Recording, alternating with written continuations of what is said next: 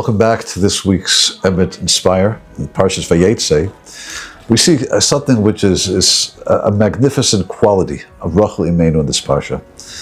We understand that when the Imos were trying to have children, so we know that everyone was able to conceive except for Rachel. There's an incident that's recorded in which apparently Leah's son Reuven is going to the fields to find something called dudayim, which are a fertility plant, and he was going to offer to his mother that she could have more children. Rachel overhears this conversation, and she says to Leah that could she please give her those fertility plants. She has not yet conceived, and of course, so wants to. And there's a dialogue that takes place, and it says as follows. It says, "Vayelek Reuven b'nei kutzir chitim," and when Reuven went out, v'yimsa dudim b'sadi, he found these dudayim, these plants in the field. V'yovi osam alei imon, he brought them to Leah's mother. V'tomer Rachel Leah tinadli midudolei b'nech, said, please give me from these fertility plants. V'tomer la, and Leah says back to her, Hama'at katech that ishi, l'kaches gam, es dudoi b'ni, it's not enough that you took my husband, and now you also want to take these plants that are used for fertility? But Tomer Rachel, and Rachel says back,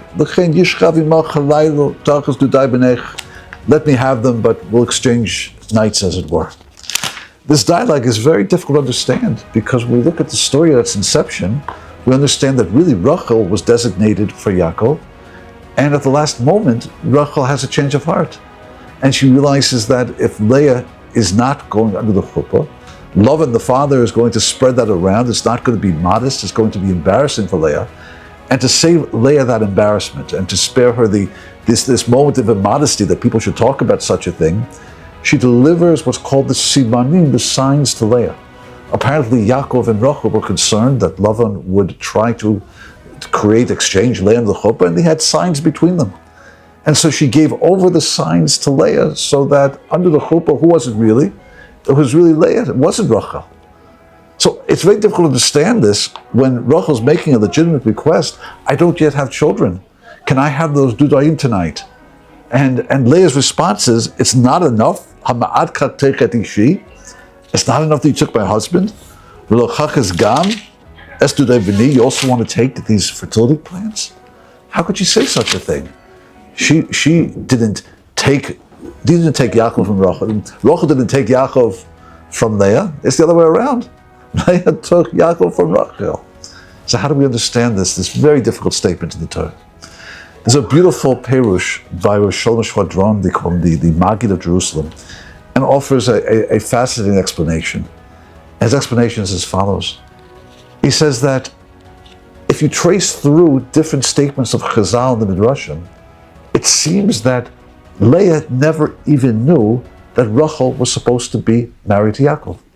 Apparently gifts were sent from Yaakov to the house, and Lavan took them. He hid them, he took them for himself. Rachel never told Leah that I'm designated for Yaakov. So what happened? Well, when she realized that Lavan is going to do some sort of switch, and it's going to be embarrassing for Leah, she somehow communicated to Yaakov, she communicated to Leah what these signs were, what these simanim were.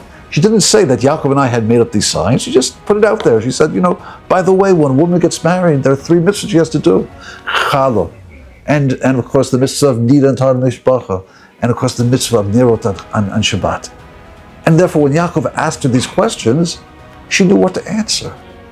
So according to Rosh Shwadron, she was never given the simanim. It's not like Rachel told her, here, you take the signs. She hinted it to them. And as a result, Leah knew what to do. And apparently Leah never even knew that Rachel was designated for Yaakov. So can you imagine now? Here they are, and Leah accuses Rachel. Rachel, you took my husband. And that's so untrue. It's completely the other way around. And what does Rachel do? She remains silent. She doesn't say a word. She doesn't respond. This is love of a sister at the highest level. This is what it means to say your kavod, your honor is the most important thing here. That self-restraint that she showed is probably one of the most magnificent acts of self-restraint that we could possibly imagine. And that's Rachel Imenu. That's who we have as our role model. And of course, that's the value that we should all try to achieve. How can we remain quiet when insulted, or maybe unjustly?